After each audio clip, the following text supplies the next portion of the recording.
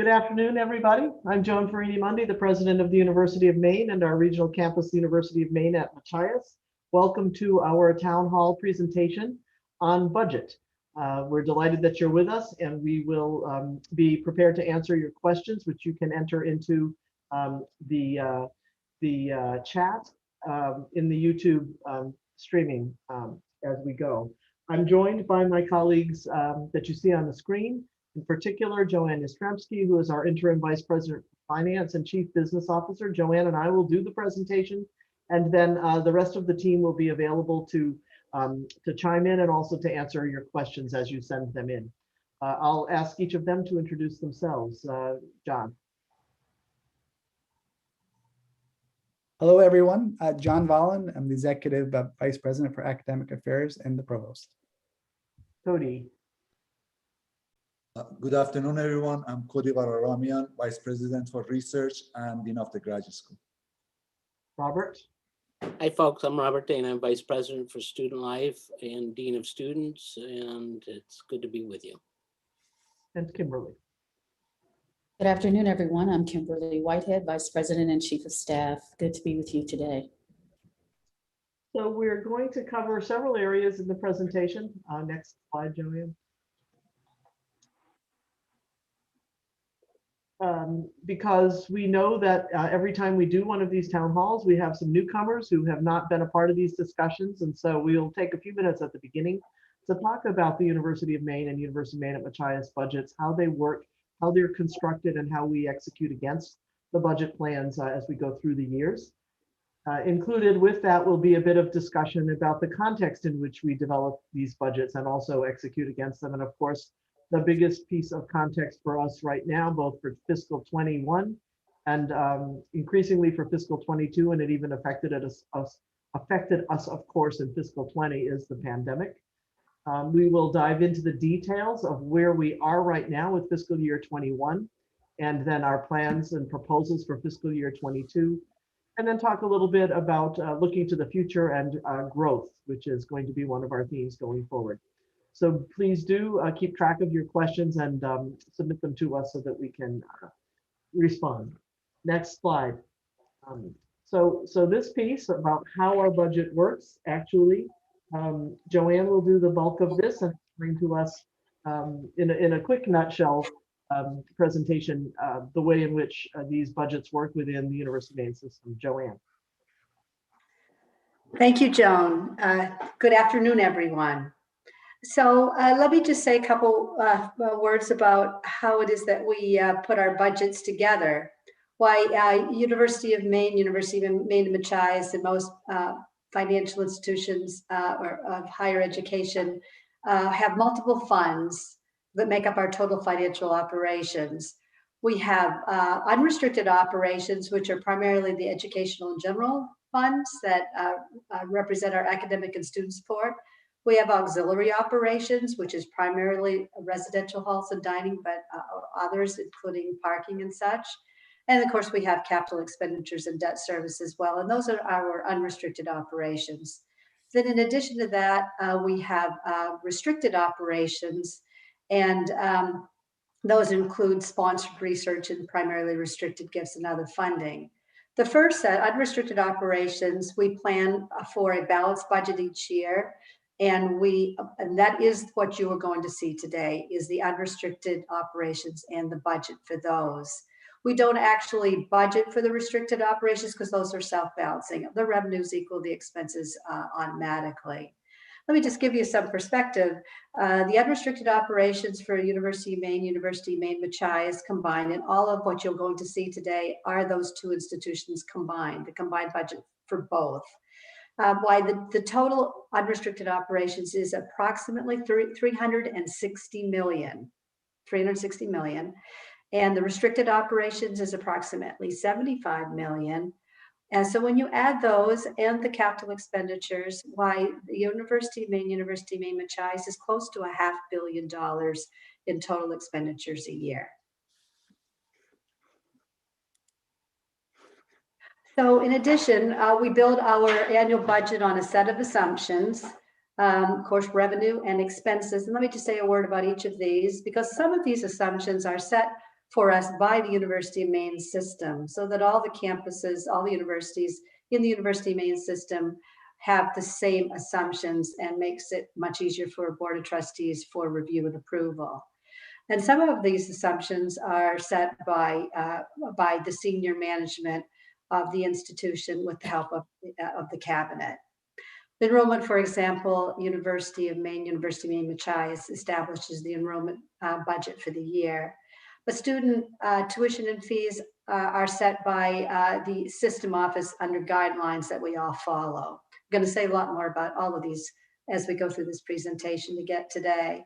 State appropriation also is a guideline set by the system. Financial aid, residential students, research revenue, indirect cost recovery. The University of Maine Machias determines those budget assumptions. On the expense side, compensation and benefit increases are set by the system office, as are inflationary increases. But the University of Maine Machias, why we establish our own strategic priorities within the guidelines of the overall University of Maine system. And we also split the role of determining what our budget should be for capital expenditures. That's a bit of a mixed guideline, as well as contractual commitments.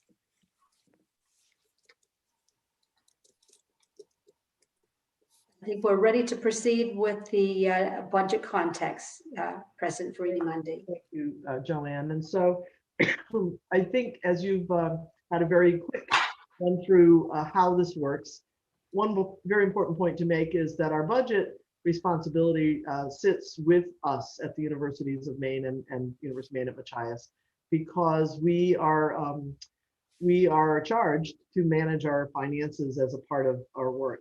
This is very heavily influenced, however, by a number of contexts, I would say, some of which are here at the university, others are outside of the university, and this year, of course, many of them have been enormously influential. So we'll go to the next slide and say a little bit first about the ways in which our internal documents and goals shape our budget. And this is standard in any good budgeting work.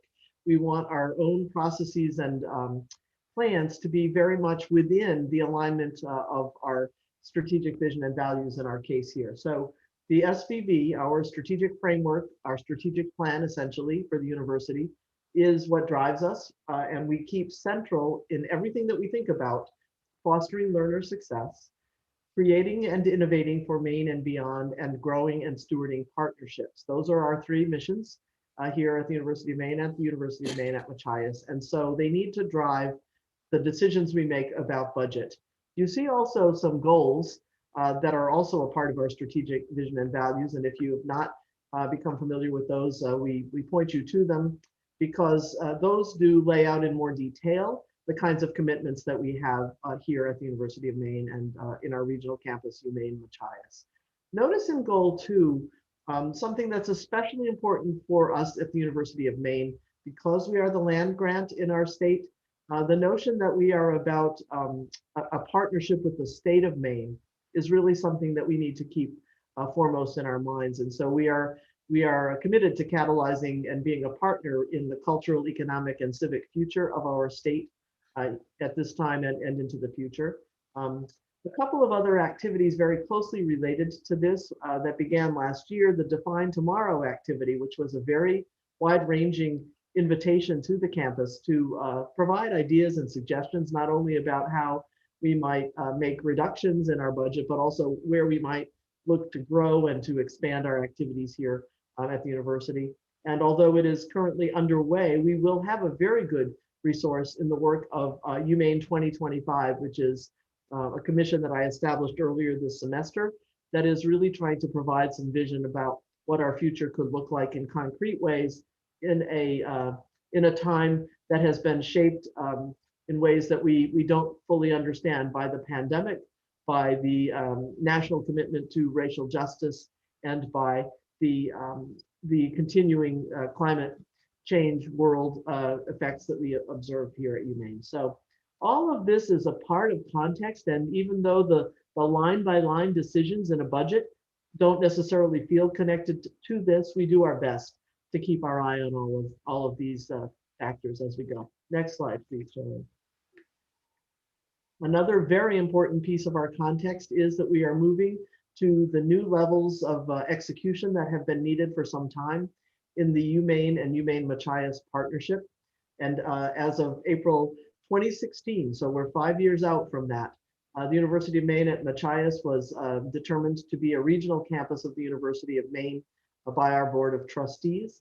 And the partnership has evolved in, I think, extremely productive ways over those 5 years, including some efforts toward revitalizing the campus, some plans for how we'll increase enrollment, and then many operational efficiencies and economies of scale that have been achieved between the two institutions, particularly in administrative areas and in student life areas. So all of that work has been extraordinary, and I believe has helped to stabilize the University of Maine at Machias in its unique and distinctive role as a regional partner for UMaine.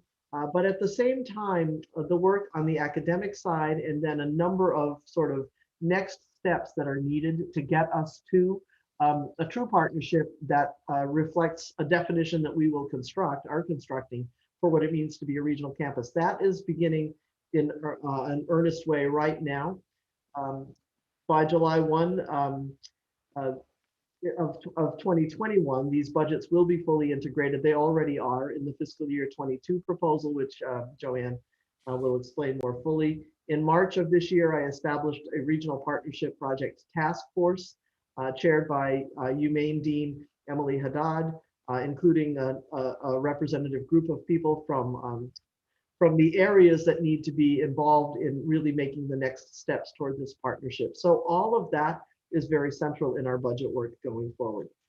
And by the way, very exciting. I think the prospects for the University of Maine at Machias as a regional campus are quite bright, particularly as we really focus on enrollment and then on the distinctive programs that UMaine Machias can bring to the enterprise. The next slide, please.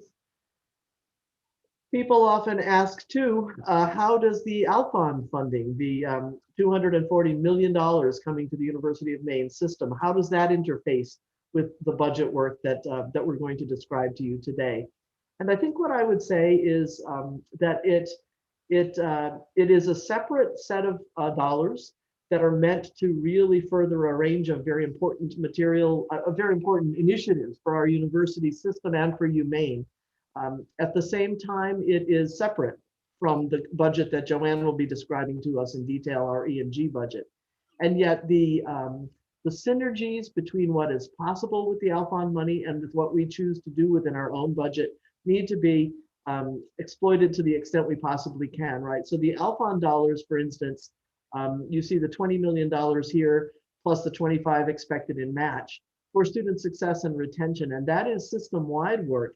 At the same time, UMaine has a fundamental role, Provost Vollen leads that group, fundamental role to pilot and try out the ideas here, and then to find ways, if they are proven to be effective, to institutionalize them and spread them here through our university. So we really do have a great motivation with this Alfond funding to think about our own future and how we wish to invest through our own budgets in ways that will complement and further these same kinds of goals. So we'll go to the next slide, please. A short answer back on Alfond, we don't need to go back to the slide though, is when I have been asked, can't Alfond dollars help us do X, Y, or Z? Very often the answer to that is no, we'll need to find a way to do those out of our own E&G dollars, but at the same time, the Alfond dollars may help us take X, Y, and Z to a whole new level as we move ahead. The pandemic has indeed been costly for the university, and Joanne may wish to chime in on this. There's been a very careful process for tracking losses during the pandemic. And for us, we are talking about 21 million in lost net E&G and auxiliary revenues. In the research domain, 30+ million lost productivity and research revenue. And then overall costs related to COVID, including some of the testing costs at 7.1 million. And we also understand there's cost from the pandemic that is not measured in dollars, but is measured in the impact on people And we're quite aware that the challenges for our students, for our faculty and our staff over these past several months have simply been tremendous and will continue to be.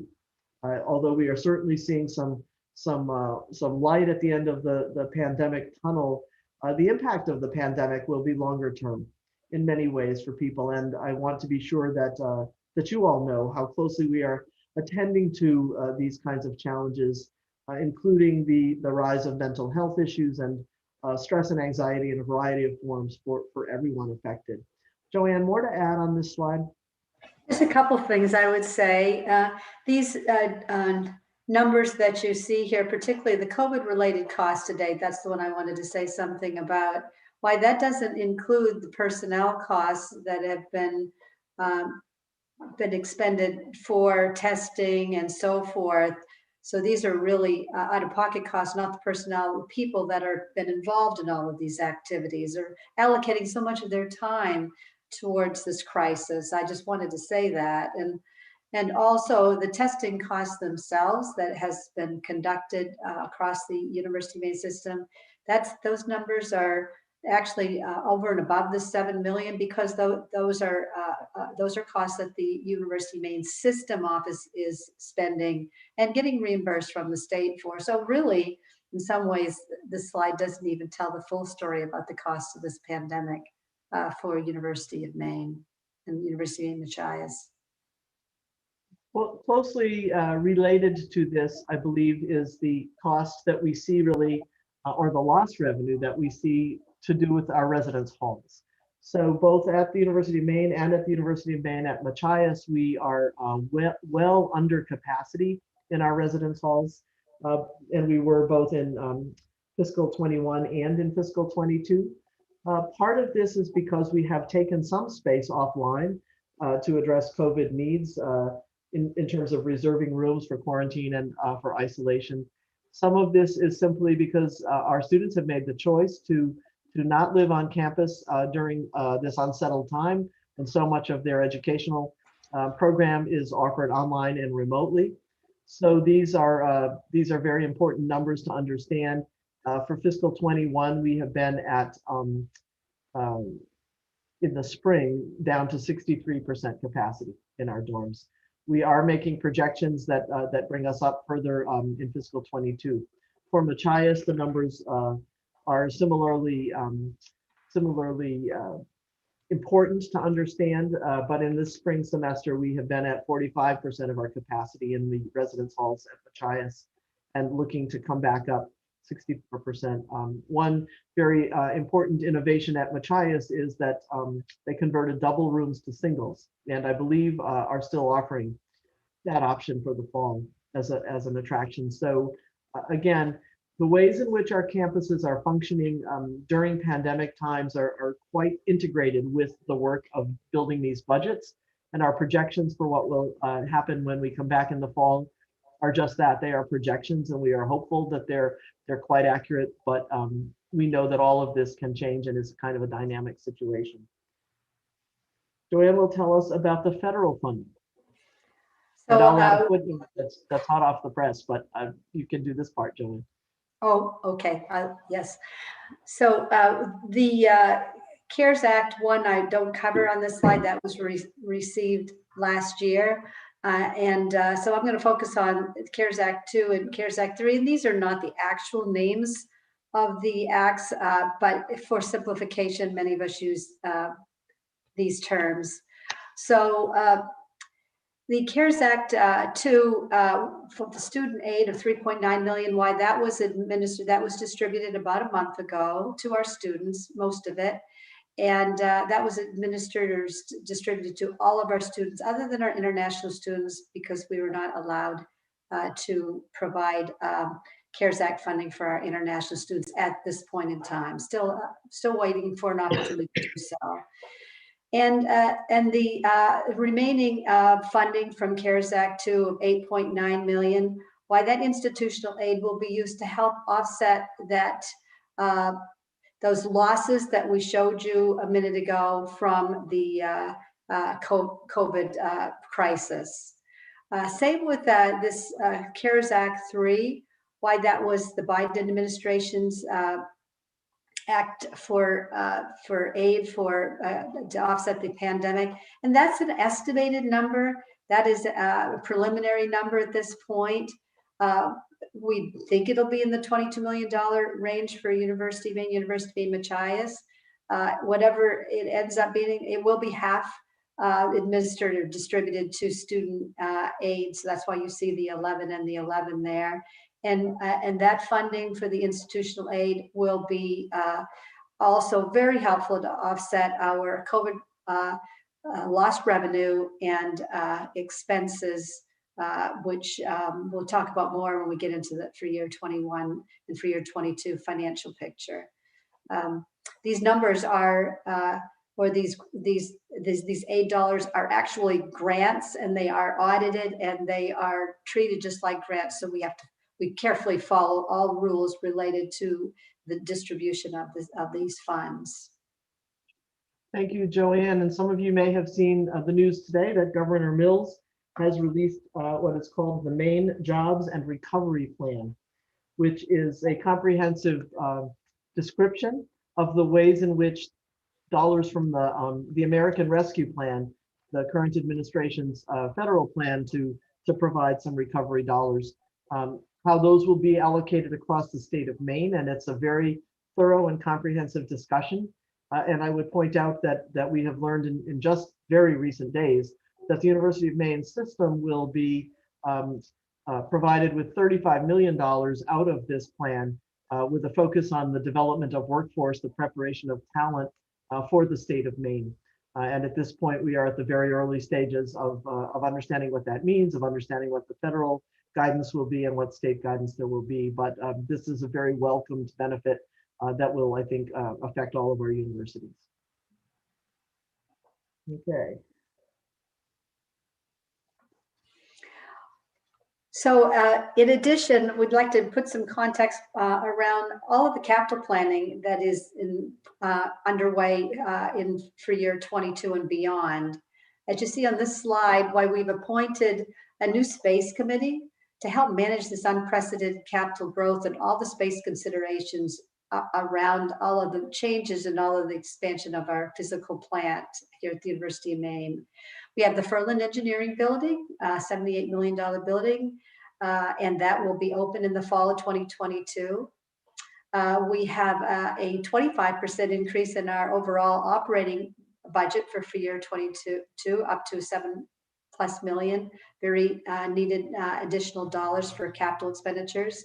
And then we prepared what we were calling an updated rolling capital master plan. And that includes the components of UMS Transforms projects that President Farini mentioned previously under the Harold Alfond gift.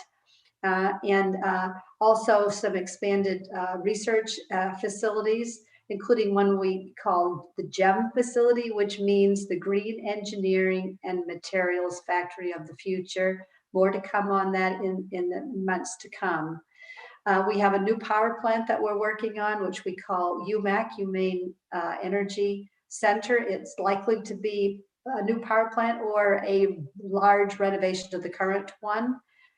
We have much deferred maintenance and space reduction to work on for University of Maine, University of Maine Machias.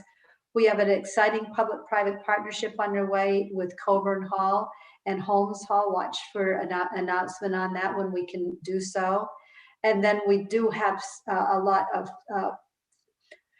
new thinking on the current residential halls, which are all double loaded corridor style, not all, but many of them, and watching carefully for what we might do to renovate and renew our current stock of residential housing. Just very briefly, we'll summarize the timelines, because in general, an institution is working on at least 2 and often 3 budgets at the same time, closing out the current fiscal year, preparing for the next one, and then beginning to prepare for the next one after that. So all of that discussion is very typical, and we're in that process right now. For the fiscal 22 budget, so fiscal year 22 begins on July 1, 2021, and ends in 22. We began with a town hall meeting in January to talk with the campus about how things were looking. And you can find that recording as indicated here. We held internal campus budget hearings, and we'll go to a slide about that, which is something that University of Maine used to do, and Joanne brought that back to us and has suggested that we do it, and it's been extraordinarily informative. And then a number of board-related meetings, which is how this process works.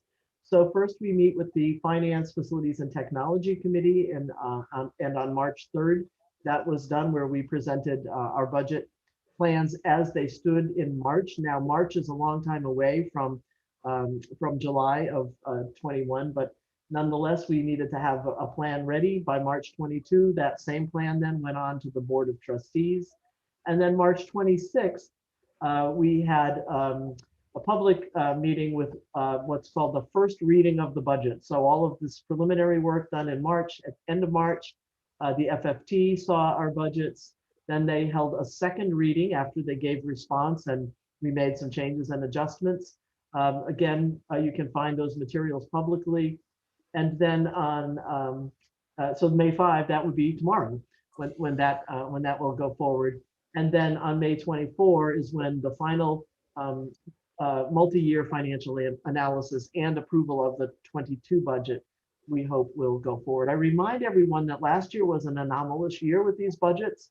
Because of the pandemic, everything was pushed back a bit, and our final budget wasn't approved until sometime, I think, in September of the fiscal year that we were in fiscal 21. So we are getting back to the standard schedule as best we can. On the next slide, you just see a quick list of all of the groups with whom we had, where we held budget hearings. So these were meetings with the executive cabinet and various units across the university to really dive into not only how their budgets were looking, but also to get the chance to have discussion about future ideas and future plans. That was an extremely useful set of presentations, and also a number of hours very well spent with leadership from across the university. Next one, please. With that, we will now go to the actual discussion of how things look for 21, because we're almost at the end. But more importantly, I believe for this discussion, what's proposed for fiscal 22. And just a reminder to people who would like to send in a question, the email address is umaine.alerts@maine.edu. Okay, Joanne. Okay, thanks, Joan. So let me frame this slide for you.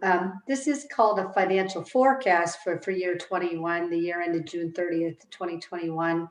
We had a budget for this year as well, of course, but this is where we think we're actually going to end up the year. And of course, we won't know for sure until we close the books on June 30th and complete an audit. So we have an estimated loss for this fiscal year we're in for year 21 of $17.4 million. That's the difference between the $327.3 million in operating revenues and the higher operating expenses of $344.7 million. So that $17.4 million loss will be funded, thankfully, by the CARES Act 2 and 3 that we spoke of earlier in the earlier slide. So we don't actually expect to end the year using any of our reserves that we have on our balance sheet. I would just say that we can compare this forecast to what we budgeted. We budgeted about a $10 million loss for this fiscal year, and wondered if we would be using reserves. So very thankful for the federal dollars to prevent that from happening.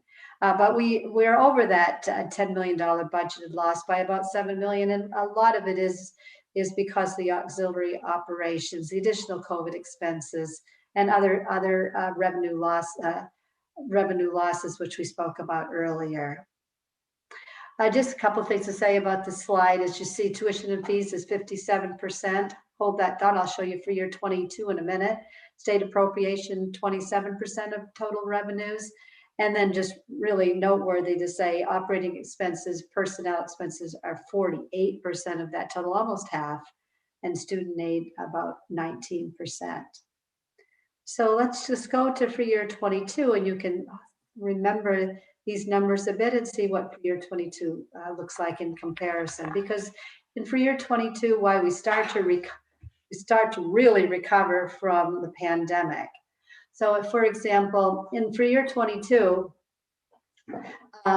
we thought that we would have a preliminary gap of $11 million. That's the first budget presentation we made to the Finance, Facilities, and Technology Committee, just to show them what it is that we have, what stresses that we had at the University of Maine, Machias. We thought we had about an $11 million gap, and that is something that we mentioned at the town hall in January when we last spoke to you, that we would probably have a gap in that range. And as we go through the rest of this presentation, we will describe to you how it is that we have eliminated that gap for the purposes of budgeting a break-even budget for year 22. So just a couple things to say about these comparisons for year 21 to 22. Residential halls and dining, why that number was 8% of the total for year 21, back up to 10% for year 22, because we're into recovery, we're into filling our residential halls closer to full capacity again.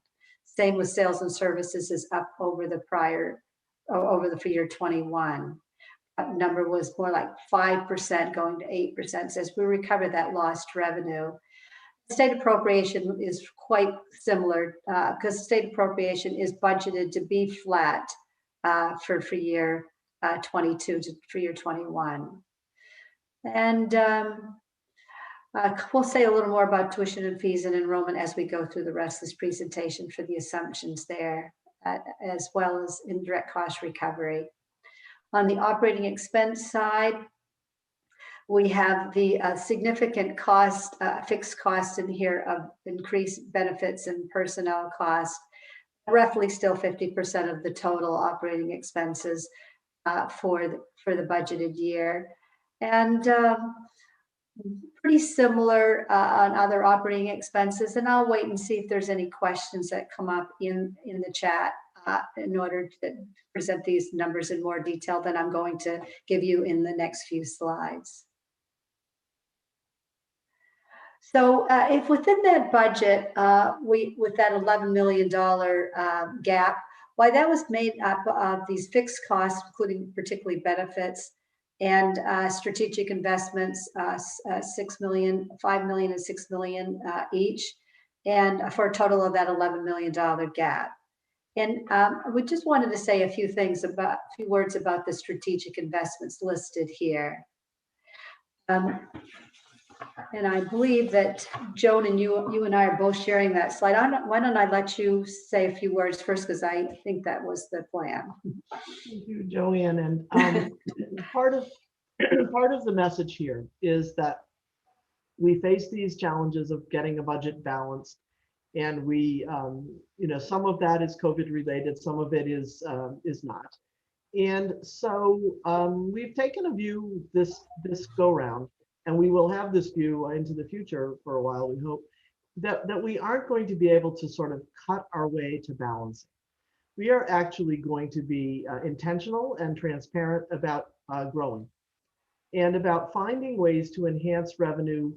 And I would venture to say, and I can't really see who's on this call, but probably pretty much everybody on this call can be a part of the work of helping us to retain students, for example. That's a very serious place of lost revenue that we need to work on. Our students deserve the chance to come back their second year and to be successful, and there are multiple efforts at working on that right now. At the same time, there are some key areas of our curriculum where we know the demands in the state of Maine are increasing, where we know that there is a need for us to step up and make sure that there are enough folks coming through our degree programs that they can fill those positions and be leaders.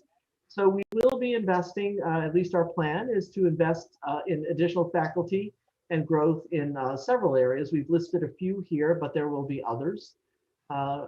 Indirect cost recovery relative to research is another important piece of our revenue base, and you saw it on the previous slides with Joanne. It's a small fraction.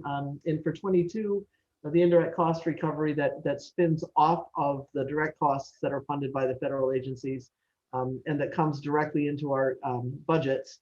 That is targeted at 3% of our total operating revenues. And we'll come to the slide in a second. Back to the last one though, just sorry. Because we have a very strong set of recommendations coming from the President's Council on Diversity, Equity, and Inclusion, we are setting aside some resources as we consider all of those recommendations and look at our overall planning, some ways to begin to implement and execute against some of those recommendations. Some software solutions that will, we believe, provide some streamlining and efficiencies going forward. And then other kinds of efforts, including a focus on student retention. So the details of all of this will begin to unfold as we close down 2021 and really dive into our deeper planning for 22, but built into the budget in terms of how we'll manage next year. The next slide really does dive into the research component of our work, which I would like to say in our thinking needs to be very thoroughly integrated with our instructional activity. And it is at the University of Maine, and there's a lot going on that's going to help us do that even more fully, more robustly. But for those who write proposals to the National Science Foundation for decades, they have needed to include a section on broader impacts that outlines how this research project will affect society. And we're increasingly wanting to be known as a place where the research efforts of our faculty are tightly tied to the educational opportunities for our students. And that's happening to some extent. It will get bigger. But as these research proposals are funded, and UMaine is doing very well, we really do see this increase in indirect cost recovery that comes with that. And you see the upward slope here, all very important for our budgeting going forward. We are soon to announce officially, but we'll say it here first, a new plan for how indirect cost recovery, how some of it will be redistributed to principal investigators. And we'll get a memo out on that shortly, but for the first time in a while, if ever, we now will go to a percentage-based process whereby PIs start to see some of these dollars coming back. And I'm very pleased that we'll be able to do that. At the same time, we rely very heavily, as we should, within the E&G budget on a portion of this indirect cost recovery to do what indirect costs do, which is keep the lights on and make sure that we have water and everything else that's needed. So good news on research, best year ever in fiscal 20. And so we're hoping that 21 will be able to use the same slide just with different numbers and say it's the best year ever as we have that. The next slide is about student credit hours, and we'll turn to Provost Volin to describe this. Thank you, Joan. Every year we present to the Board of Trustees our projections on total credit hours here at the university. This year, as you can see, we based our numbers looking at the last 3 years and incoming assumptions. And what you can see here is we're predicting that our total student credit hours will actually go down 1% in this coming year. And that's based on the modeling that we've done in past years. And I guess I would like to share, as the president just said, we are in a growth mindset, and we mentioned that in the last town hall as well. And it really has. I want to say that the recruitment effort here at UMaine has been an all hands on deck, a real team effort. Back in October and early November, the enrollment management was working very hard on the applications that were coming in so that they could actually respond to these applications with the financial aid packages before Thanksgiving. And over 1,500 of these applications were done. And give some perspective, that's 2 months earlier than has ever been done before. The other kind of, and that group has been working along with the colleges. This really has been a real team effort. And as many of you may know, May 1 is the big time every year where universities compare what their numbers are on confirmed students, those that have put deposits in. And so those numbers, because it fell on the weekend, those numbers actually, we look at them today as it happens and compare to this time last year. And right now, even though we're predicting to be down 1%, Our current numbers are over 2,400 for first year deposits, which is a little over 10% above last year. And to give you a context, this is our second largest at this time, May 1 numbers ever after our largest class of 2017. Our transfer numbers are up over 300 students, up 17%. And at UMaine Machias, our first year numbers are up 31%. So this says, we're going to do a lot of work to keep these students over the summer. There's always melt that happens, but this is indeed really great news. And I'll turn it back over to you, Joanne and Joan. Thank you, John. So as we mentioned, we have $11 million preliminary gap when we first presented our for year 22 budget to the FFT committee. And we had some proposed solutions for how it is that we would close that gap. And so we have those here to present to you today in order to present a final break-even cash flow budget. Two big items that we want to focus on that are on the slide is the $5.5 million for the mandatory tuition and fee increase and a differential tuition for high-cost programs as well. We're going to talk about a pilot fee consolidation in a slide or two here to explain what's going on with that number. But for the most part, the board is going to be hearing of a proposed 2.5% tuition and fee increase at tomorrow's meeting for their approval. The other big item on this slide that stands out is the $4.5 million noted for administrative and non-academic programmatic reviews and related efficiencies and effectiveness. And I'm going to give an example of one of those reviews in the auxiliary operations area in just a minute to explain what we're talking about there. So solution-based approach, strategic-based approach to balancing a budget and not an across-the-board cut. So first is that pilot program that I mentioned for consolidating separate student fees into a single tuition charge. Many of you know that currently we have this fee called a unified fee. We have a rec program fee. We have a number of course fees and so forth and so on. And it's very complicated to have 500 plus fees, so many fees, and bill them and collect them and explain them to the students. So the University of Maine Systems established a student pricing task force to study restructuring of these tuition and fees and simplifying the bills, providing more transparency, making it easier for the students to budget, and making it easier and more efficient for us to bill and collect those student fees.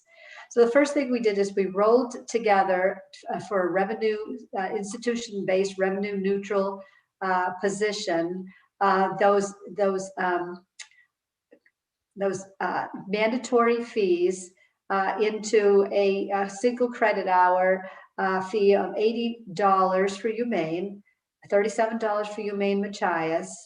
But we did continue to carve out two mandatory fees and left them still as the only two fees that we would have that are mandatory fees. The student activity fee, which is approved by the students, and a technology fee, which would be designated to support campus technology and educational environment. Those would be the two mandatory fees remaining.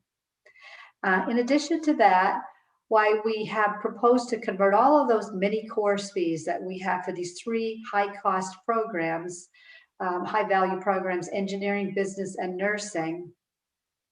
And we called those a differential tuition.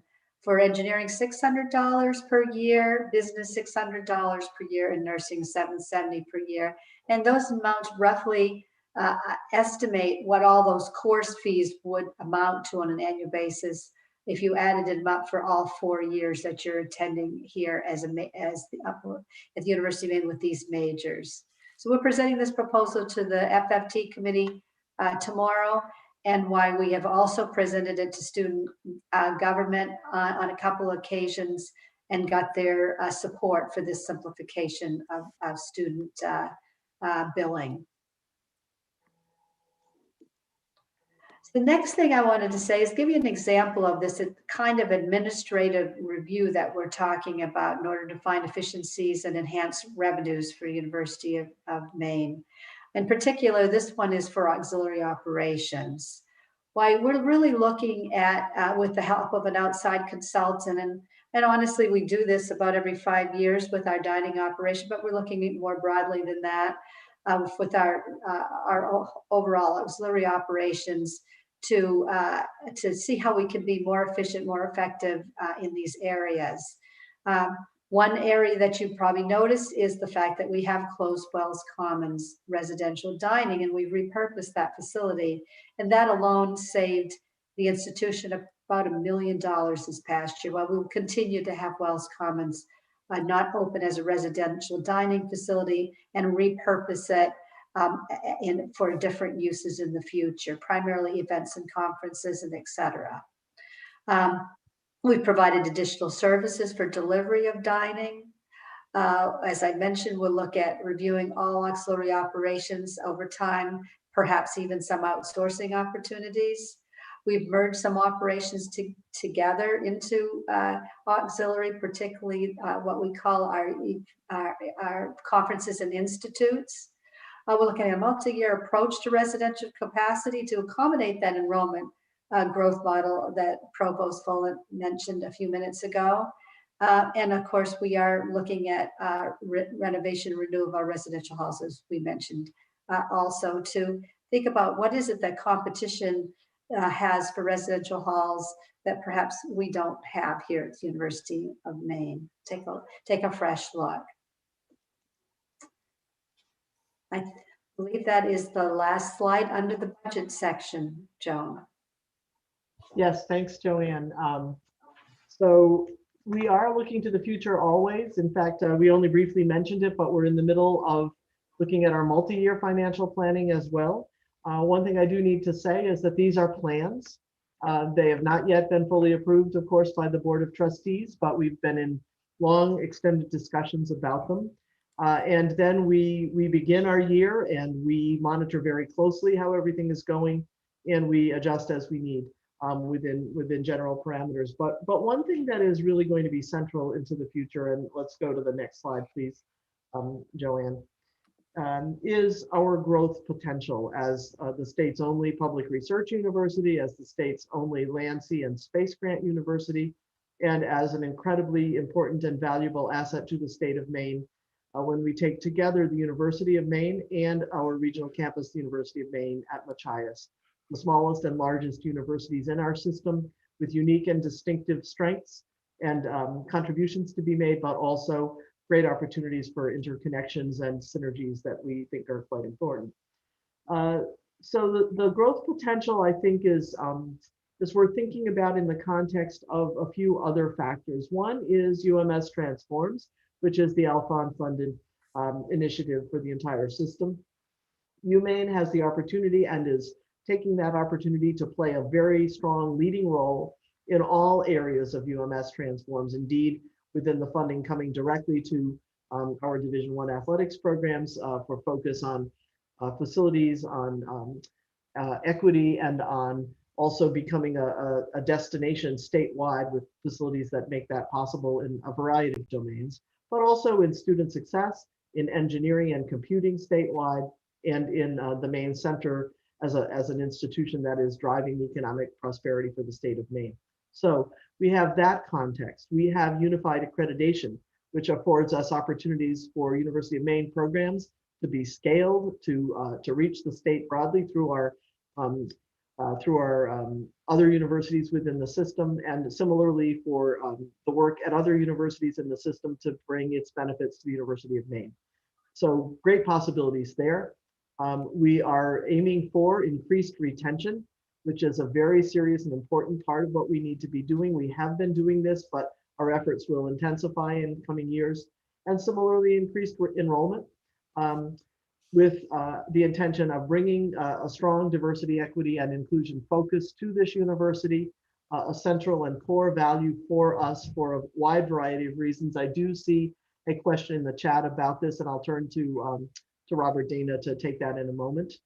We are exploring and intensifying our work on corporate partnerships, which are also essential for a land-grant university to have ways to connect to leading organizations and industries within the state, including a Portland UMaine research gateway that we have been planning and that will be announced in more detail in the coming weeks. The provost has an initiative underway to seek ideas about entrepreneurial graduate programs and for us to look at ways of launching them or expanding what we already have. The research reputation, great work by Vice President for Research Cody Vararamian and his team, as well as researchers across the campus, to improve our reputation in research, which brings with it many, many important benefits, and also to diversify the funding portfolio of our research activity. And we have been told repeatedly by advisors everywhere, including folks on our own campus, that we need a concerted, enhanced communication and federal relations effort in order to make sure that people know the great work happening here at UMaine and at UMaine Machias. All of this is a part of our intention going forward, our way of thinking about ourselves, and it will be reflected in budget plans as we go. With that, we have time for some questions, and we have a few that have come in. One is a very specific question about a need identified at UMaine Machias.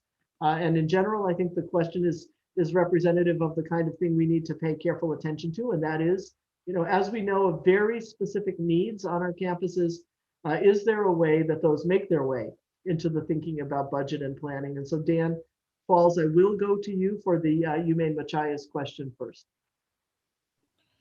And the question was, what was the question? The question was, I'm sorry, bad moderator. The kitchen and doorward is in pretty rough shape. I was wondering if there's any room in the budget to make that a better place for the students. It would be nice for them to have better facilities. Yes, and we had our CBO Joanne and a few others tour the facilities, and where we're in luck in terms of renovations like that is our bond money from a few years ago is still around, and is still we're still able to use it for projects like this. So we are currently about the middle mark of hiring a new director of facilities, and that project is on the front burner. Specifically the dietary kitchen in Dorwood, that is on a front burner project for the director of facilities when they come on board. Thank you, Dan, and thanks for the question. There is a question raising concern about the amount of the, I don't believe it's meant to mean amount of the whole budget, but amount of the investment that we'll be making in increases, the 6 million. Why is such a large fraction of that focused on diversity, equity, and inclusion? I'll begin, but I will turn to Vice President Dana as well. Diversity, equity, and inclusion in modern universities today and in this university are central. They are about our future. They are about preparing our students to work in a global world, in a global economy where they will be engaged in very diverse communities and contributing and leading in those communities. We know from a variety of studies and sources that having diversity in our classrooms, in our research labs, and across our university on all of the dimensions of diversity is vital to the education and learning and good work of our students, our faculty, and our staff. Robert, is there more you care to say about this? Well, my answer would be, how could we not? This is 2021 in the University of Maine, which sits on the sacred ground of the Penobscot tribe, is moving slowly into the middle of the 21st century. We live in a multicultural society. The state of Maine is becoming more multicultural. We have people who are differently abled. We have people of different religions, ethnicities. We have people of different sexual orientations, gender expression. And the list could go on to include socioeconomic status. No modern university, and I wish I could say no university ever, would have been an exclusive bastion where everybody wasn't welcomed, everybody wasn't encouraged, and the difference in the beauty of the difference wasn't shot through the entire environment. So that's why, and I can thank the president and others, our Diversity, Equity, and Inclusion Committee, the provost, Joanne. I can thank everybody on this call for saying that, yes, it's about time. Thank you, Robert. John, this one's for you. Why is business considered a high-cost area? I believe in the differential tuition discussion. It says their labs do not cost as much as biology labs, for example. Yeah, thank you, Joan. Often business programs, they do have exams that they'll sit for that are covered in these areas. They have our faculty are actually often higher salaries for business faculty, which are often found across. And so truly at the end of the day, it does cost more to educate students in this area. Thank you. And this question for Joanne or John, will there be increased financial aid to protect low-income students from being priced out of differential tuition majors? Either one of you ready to take that one? I think both of us would say the same thing. Yes, we're very mindful of that. Yeah. Yeah, this has been a conversation from the very beginning on this. You know, it is just as Robert was talking about and you, Joan, this is something that is central and something that we will be marketing very strongly.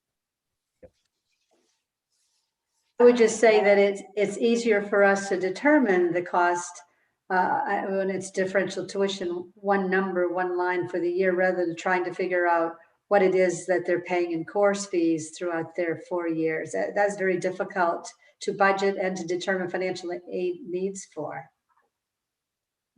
You know, I want to go back to, we talk about diversity, we talk about equity. I want to be sure we're also talking about inclusion and what we mean by that. And it's not only that everybody has the opportunity to have a seat at the table, but it's that once they're at the table, they actually are a part of the conversation, the enterprise, the work, and they are able to do that in a way that allows them to focus on that as intently as they can. And part of that, of course, is our financial aid activity for a variety of individuals and families. We want to be sure that the University of Maine is a first choice destination that can provide people the opportunities for their futures. And so it's right at the center of our discussions of DEI and of financial aid, because we know, for example, in many of our first generation families sending students to college in Maine, these are especially important concerns, and it's high priority for us. With that, we are getting close to time and I'm not seeing any more questions. So if anybody has a last question, fine to kind of put that in, because I'm going to do a quick go around the screen here for the folks who've gathered to see if anyone in our leadership team has last comments that they'd like to make.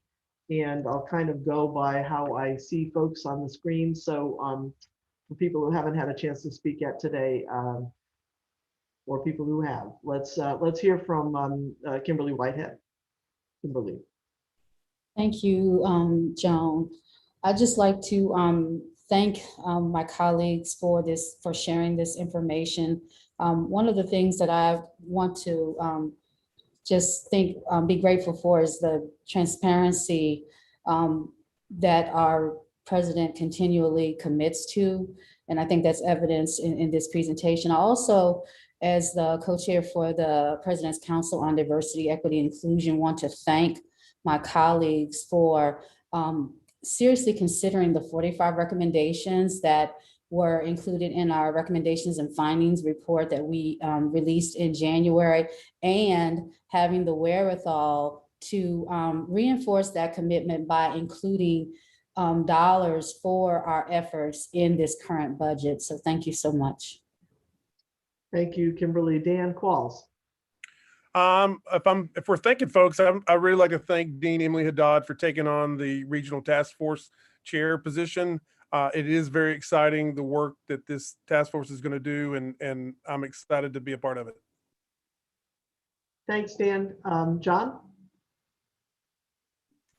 Yeah, I want to thank everyone as well for showing up today. But also, honestly, this has been an incredible year in so many ways.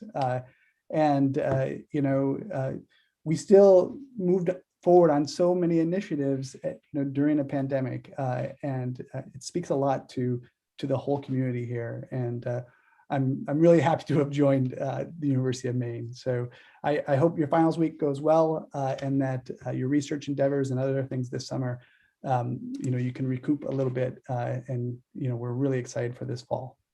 Thank you. Thank you, Robert. Well, I think it's an amazing budgetary story, and in the course of the pandemic, with so much pressure in the budget, that it's been resolved and positively, and the university will emerge whole and better. And I think that's a great story, and for everybody who's tried to make it work, and every student, faculty, and staff member who's stuck with it, magnificent. The sun's not shining, but it's very close to being out in a more continuous way. Thanks, Robert. Cody? Yes, I also would like to join my colleagues here to thank our university community, including our research community. Indeed, this was